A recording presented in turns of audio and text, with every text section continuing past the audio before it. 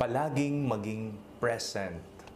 Ako po si Father Fiel Pareha at ito po ang ating segment, ang Daily Devotion, na kung saan tayo po ay magdarasal, magbabasa at magdidilay kasama ng salita ng Diyos sa buong taon. Manalangin tayo.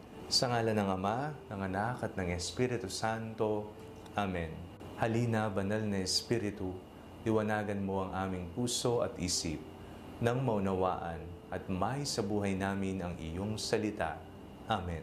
Our Bible passage for today is from the Gospel of St. John chapter 20, verses 24 to 28, and I read it for you. But Thomas, who was called the twin, one of the 12, was not with them when Jesus came. So the other disciples told him, "We have seen the Lord." But he said to them, "Unless I see the mark of the nails in his hands, and put my